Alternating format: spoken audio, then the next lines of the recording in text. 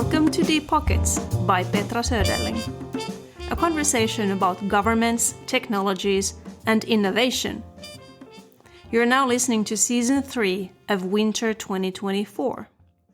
I call this season The Book Club. In March 2023, I published my own book, Governments and Innovation, The Economic Developer's Guide to Our Future, which is available in Amazon in paperback, hardcover, and as a Kindle ebook. It's now time to look at some other great books out there that discuss the same theme: how publicly funded technologies turn into privately run innovation, and what happens after that. Our theme song is by New Orleans jazz icon Leroy Jones. Deep Pockets works in cooperation with Studio Aguse, a boutique recording studio in south of France for audiobooks, podcasts, and music.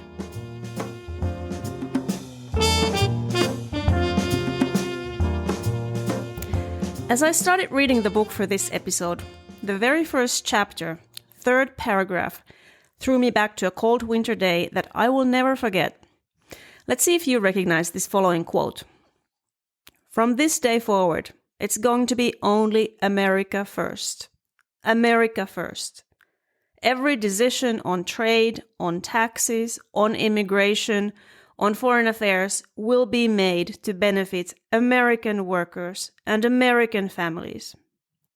We must protect our borders from the ravages of other countries making our products, stealing our companies, and destroying our jobs.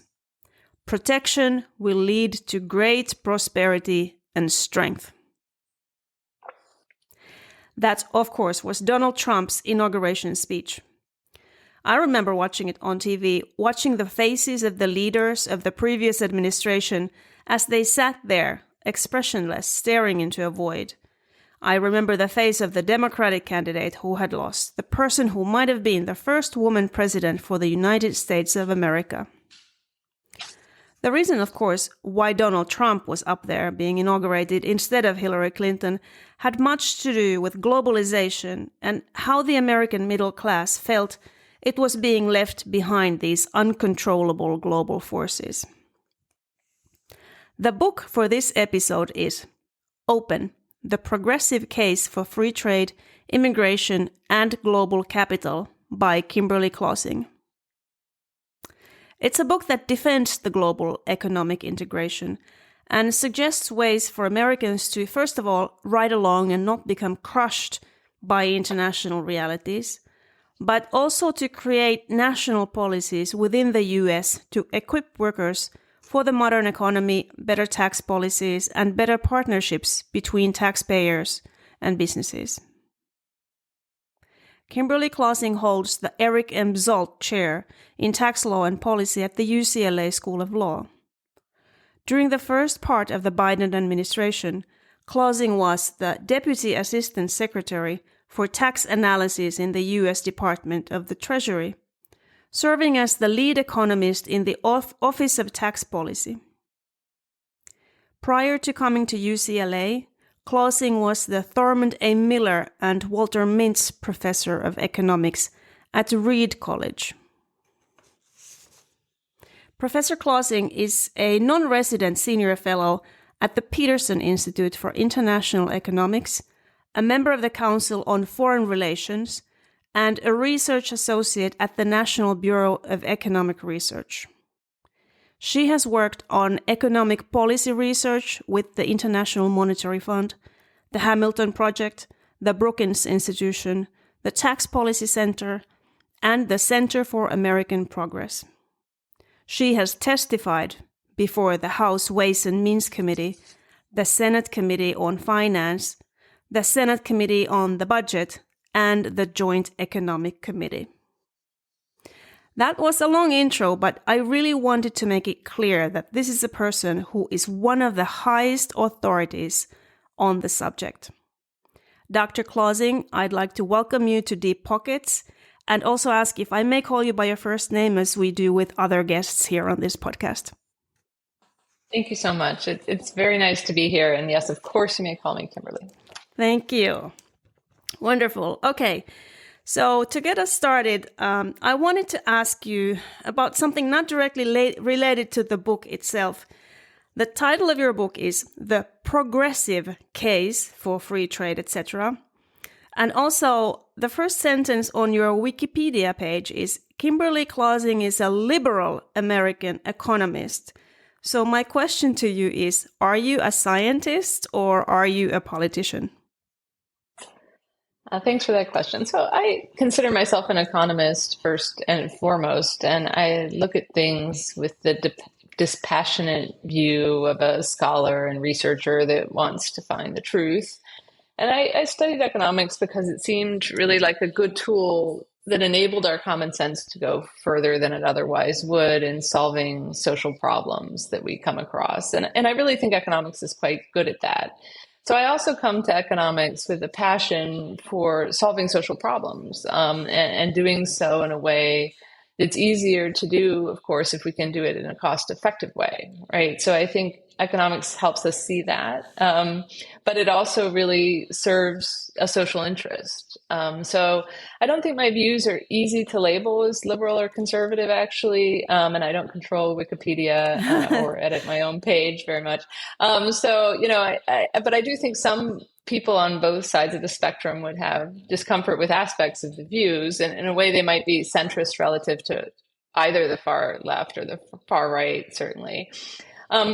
But I did choose the title of my book, and I think what I was trying to convey there were two things. First, that the values that we might consider progressive values, such as concern for the lower and middle classes, such as making progress in solving social problems, those kinds of values also align with the values of economic openness, right? And that may not be immediately apparent to every reader or every citizen. So that's part of why I wrote the book. And I think a lot of people are, in present day America and in around the world, concerned often about these groups being left behind, the lower and middle class groups. And some of these concerns are quite real, and they're quite documented by the data, which I kind of go over in the book. But one of the interesting things about the ways in which some groups have been left behind is that sense of being left behind isn't really something that we can lay at the foot of globalization alone. There's a lot of other forces that are disruptive and that affect everyday people. And examples include technological change, the growing market power of companies, the declining power of labor movements. Those are just a few, but there are a lot of other forces as well that create disruption. And what I'm trying to kind of say in that book is that if we choose to scapegoat foreigners and immigrants as the true source of all of our problems, that ultimately it's going to do more harm than good for the types of things that progressives value. And as one example, if you put up a bunch of tariffs, right, that's how we used to fund the state if you go back a century or two. And those tariffs are regressive consumption taxes that fall disproportionately on the poor, right? So if you replace tariffs with an income tax, you actually can do more to make sure that everybody benefits from any source of disruption, rather than just kind of having the people who are buying imported goods sort of shield that burden. And there are a lot of other examples I go through in the text too, but there's an enormous amount of evidence, for instance, that immigration on net helps almost everybody in society, right? It creates new jobs. When people come to the United States or they come to Europe, they come not just as workers, but they come as founders of businesses and as entrepreneurs, and they create the new industries of the future, right? And if you've got that kind of energy in your economy, you're going to be creating more jobs, more GDP, more innovation than you would if you shut your doors to the best ideas of the world. Absolutely. Look at the Nobel Prizes. Just exactly, like how many Nobel Prizes were, yeah. Yeah, the Nobel Prizes, it's the United States has an outsized, is lucky enough to have an outsized role in receiving Nobel Prizes. But if you look at who receives them, they're almost always, the majority of them in scientific fields are foreign-born Americans, right? Who've come here and been able to meet each other and native-born Americans in the finest universities of the world, right? And there are lots of examples in Europe and elsewhere, too, of this kind of synergy of people coming from outside, mixing with the people who are already there and coming up with better ideas than they would if they all stayed in place. Yeah, that's fascinating. So when, I looked at your resume, of course, before this call, and you've been writing articles since the early 1990s, but the book that came out in 2019, as far as I know, it's your first book. So why did you decide to write this exact book? Why did you write it in 2019? Yes, so it's kind of an interesting story. So when you write a book with an academic press, as I'm sure you know, they can be slow. And so this book, actually, I started writing it in the early days of 2017. It was my response to that election. And if you look at that election year, it was characterized by just a lot of bashing of things foreign and of immigrants, right? There was a sort of return to almost a tribalism which you hear in that inauguration speech. It should be us, not them, and the us is defined pretty narrowly. And I think that kind of nationalism and xenophobia is very dangerous, like for the future peace of the world, but also for the future prosperity of the world.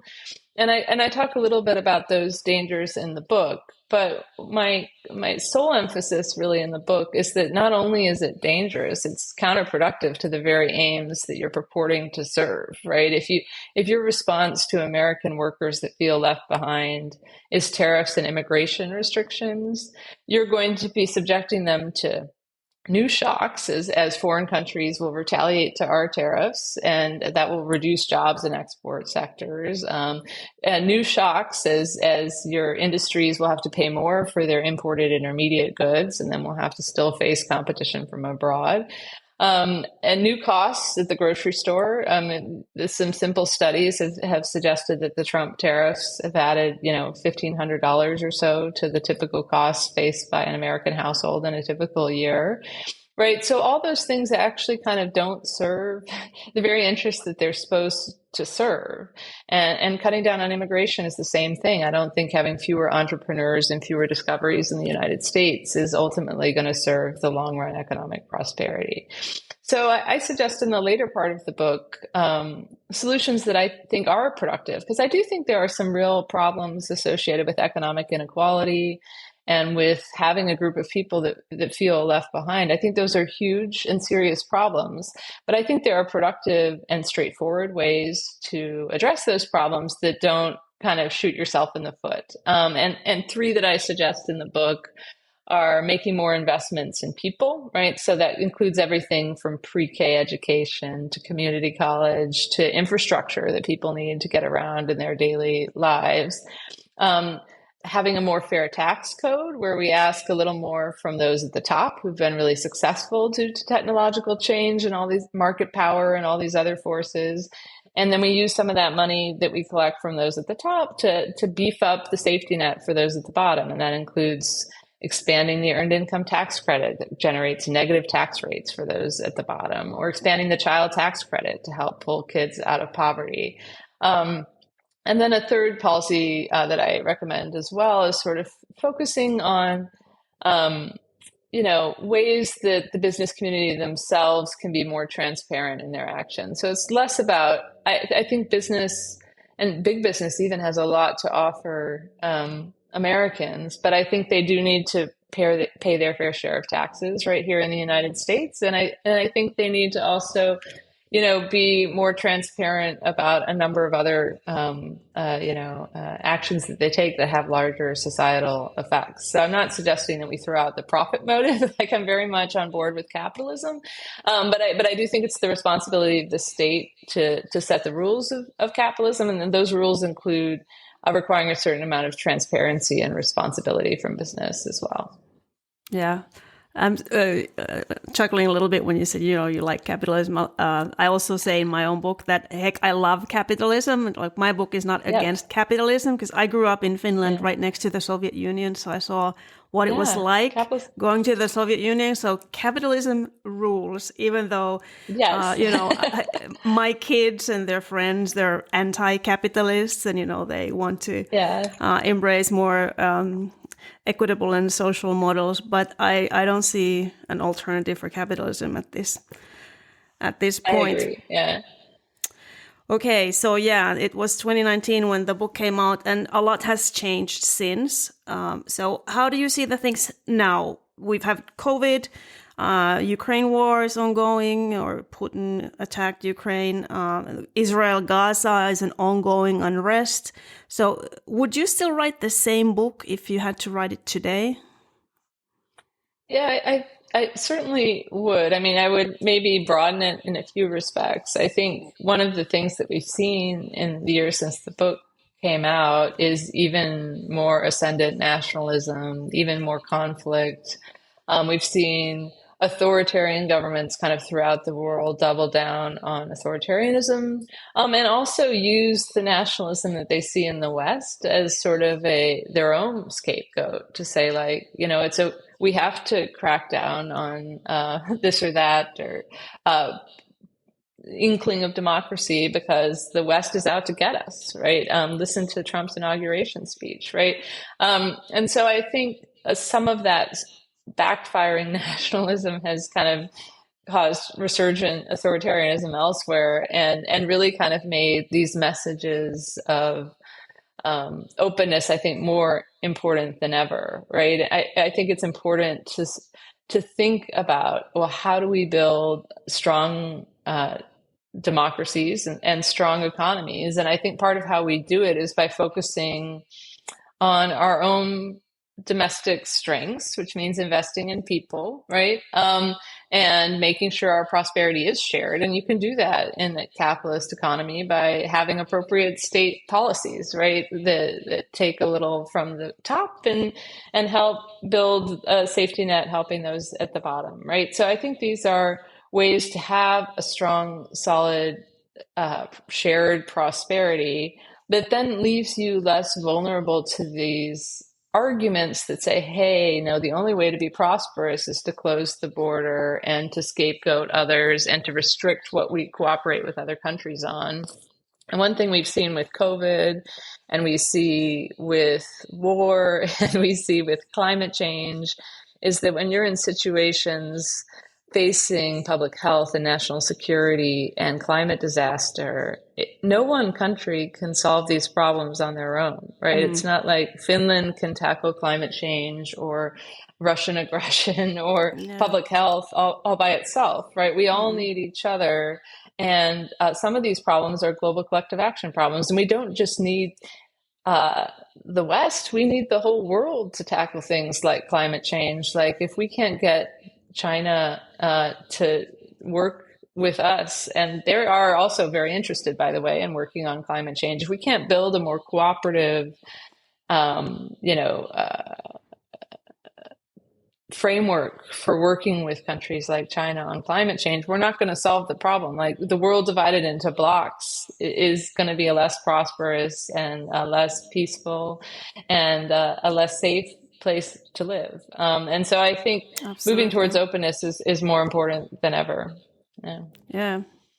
Okay. With openness comes innovation. Innovation technology is everywhere, prevalent. I noticed you've received funding from the National Science Foundation as well, so you're an expert on innovation.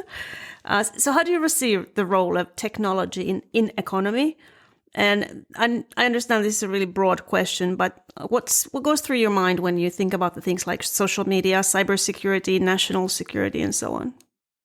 Yeah. I mean, I think this latest wave of technological innovation around artificial intelligence is yet another example of the enormously transformative role that technological change has played in our economy. My entire life, I was I was born in 1970, and at the time, technology looked very different from how it looks now. And every decade that goes by, like there's an enormous amount of change with computerization, with digitization, with all of these other trends. And so, in a way, it's sort of analogous to trade in that technology and technological change creates winners and losers, but it's ultimately something that we'd be worse off if we stopped somehow, if we tried to throw away our computers and machines, or if we tried to prevent biomedical discovery, right? Like those things, while they create winners or losers and are very disruptive, they're ultimately very good things. So I think the case here is quite similar. You want to keep the good, but you want to use the power of the state to make sure that those who are left behind or those who are harmed or displaced by these big forces have rungs up on the ladder. And I think community college is a good example, right? If you lose your job doing some old school manufacturing that got displaced by the next wave of robots, right? Like you need to be able to find resources that let you use the robots to your advantage, right? That let you retool and reskill, and you need to be able to do that and have the economic resources to support yourself while you're doing that. So I think those kinds of disruptions, there's every bit of evidence, are just as disruptive as anything that comes from trade, if not far more so. And we need to be prepared with the sort of fundamentals that I talked about earlier: investing in people and infrastructure, and having a fair tax system, and having the state set appropriate rules of the road so that we can make sure that society benefits. So I view these as very similar in some respects. Yeah, absolutely. Yes, absolutely. Very insightful. Okay, my final question. Based on everything we discussed here today, what kind of advice would you give to the young people of today? Yeah, so I have a couple of young people in my life, myself, my children, but also many students. And all these people are in their 20s. And many of them, I think, do get a sense of futility and fatalism around some of these big forces that are surrounding us. They look at climate change, they look at technological change, they look at globalization. Sometimes they just want to throw up their hands and be like, I wish we could all have a more simple life. But I think it's extremely important that people engage and that they work toward the future that they want. Right. Like, so my view of a future I've already described as one with capitalism and openness, and where we work with other countries to solve global collective action problems. But, you can't just wave a wand and make all of that happen. So I think sometimes what's most productive is for people to pick one thing that they care about, and sort of engage and work on that. If it's that you care about, clean water access for a community, you work on that. Or maybe you don't have the skills to work on that, and you just have a job that's doesn't directly address the problem you're worried about. Find some ways to, volunteer or contribute, or think about these other problems that do stress you. But pick something, that's tangible that you can focus your energy on. Don't let the sort of overwhelming magnitude of all the problems in the world lead you to inaction, because, the world improves by a million actions of a million people, all determined to make it slightly better in their little corner. So I think everyone should join up, engage, and work. I love it. That's good advice for even us older people. Kimberly Clausing, the book is called Open, The Progressive Case for Free Trade, Immigration, and Global Capital. It's available on Amazon in paperback, hardcover, and Kindle ebook. Thank you so much for coming to Deep Pockets. Thanks so much for having me. It's been a real pleasure.